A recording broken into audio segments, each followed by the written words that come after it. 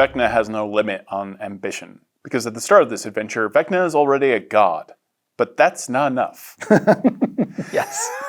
Yes. That level of ambition is what terrifies me about Vecna. I'm sure there's a cautionary tale there, and a moral one too, that absolute power and all of that. But yes, his ambitions are limitless and never satisfied. He's like, I was a wizard. I had great power, but that wasn't enough. So I had to overcome my mortality and become a lich. Well, I guess being a lich isn't enough. I have to not only be eternal, I have to be all-powerful and all-knowing. So I'm going to become a god. Okay, now I'm a god. Well, what's next? Yeah. And that's what Vecna, Eve of Ruin drills down into. And folks might be wondering, well, how do you fight a god? I mean, aren't gods basically indestructible? Well, in Vecna's case, and I'm not giving anything away here, if you want to achieve even higher, sometimes you have to give something up. You have to spend some currency to hit the next tier, and so Vecna's kind of doing that. And so there's this window of opportunity where if you're careful and calculating and you do everything right, you can step in and kick him in the butt. How do you write a genius-level threat like Vecna, and also how do you fight? Oh my goodness. Because this isn't the first group of adventurers that Vecna has dealt with. This is not his first rodeo, Todd. There is probably a big hole in the ground where many adventurers did not make it. Oh, Vecna delights in just being able to disintegrate. Right. You know, weird, lovely all of pile that. of dust, yeah. Yeah, it's just, I can imagine Vecna just dotted throughout Greyhawk and dotted throughout the various realms that Vecna has lived in are all of these just little piles of adventurers who dared to oppose him. Right. Well, I think that one of the biggest keys to portraying Vecna in an effective, scary way is to keep that threat of Vecna looming large over the characters and the events of the story, but to have him in the background, off camera, doing things that are affecting the entire world or all of the worlds, and having that just permeating all of the experiences that the characters have. That isn't necessarily him just showing up and popping up and going bleh and then running away, because that's not scary anymore. Yeah. If Vecna shows up every 20 minutes and just goes, "Ha! You'll never stop me," and then teleports away, like that's just gets silly. It gets silly, and it's hard to take that seriously after a while. We talked to DMs about having visions appear that the characters see when they dream, or there are times when there are links to Vecna flare for various reasons. Involving the plot lines, and to essentially have that a sense of doom and a sense of, Vecna is unstoppable. This is, the world is about to become irredeemably evil and scary. And having flashes of the things that Vecna is doing, is wanting to do, and just reminding characters that this is what reality will be if he's not stopped. And it's going to be very soon unless something happens. The characters rise to the occasion. But you will very much be in a position to have to face Vecna. Yes. Oh, that's true. Oh, yeah. You absolutely fight Vecna. You absolutely come upon him while he's weaving his ritual. And you see that right in front of your eyes. If you make it that far. It's true. It's true. You may not. You may not. No, and there are more than. There's more than one character who is assuming that the characters will never get as far as they do on multiple different steps of this adventure. There's some fantastic art that gives me like a feeling of Vecna's background. This is not just about what Vecna is about to do, it's about who Vecna has been. To understand the villain, you must know where the villain came from, and what makes them tick, and all of that. Yes, there is some wonderful bits of storytelling woven in about the history of Vecna. Was he always a bad guy, or did something kind of turn him on the path of evil? It was a great opportunity in the art to show different versions of Vecna over time. Like we largely know Vecna as the emaciated, lich-like being with the missing eye and the missing hand, but he was human, or more or less.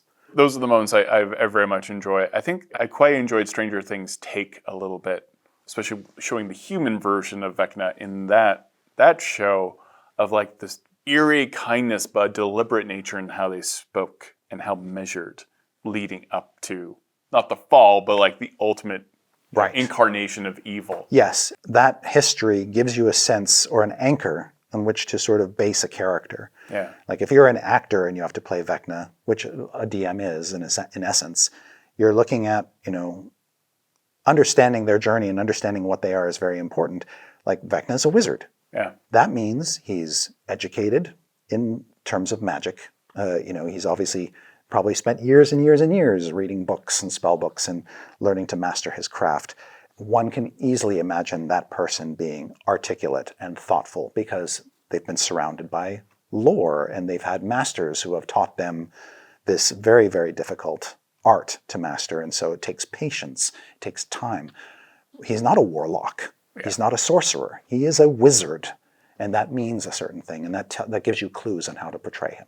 What do you enjoy about Vecna in particular? Because you mentioned this has been in D&D since the beginning. What I enjoy about Vecna is he's got some definition, but he's also an enigma. And as a DM, I can have a lot of creative license to kind of portray Vecna however I want. There's all kinds of aspects to secrecy and mystery that are bound up in this character that I like. Plus, he's got an eye and he's got a hand that are artifacts and are very powerful. And the characters can actually get a taste of Vecna's power by obtaining these things. And how did those get separated from Vecna? Through Vecna's inability to get along with other people, basically. his poor management style. Yes, he was. Vecna is many things. He was not a great manager of people. And one of his most trusted lieutenants and henchmen, Kas, who would later go on to become a vampire and a villain of his own, didn't see eye to eye, as it were, with his boss, and an altercation ensued, whereupon Kas deprived Vecna of one hand and one eye. And those became artifacts in the game. Always a rough time when a player attaches one of those things. And when you go back and you look at the lore of D&D, it's actually the artifacts that sort of pre-existed everything. Right. The Eye of Vecna and the Hand of Vecna were artifacts in the original D&D game.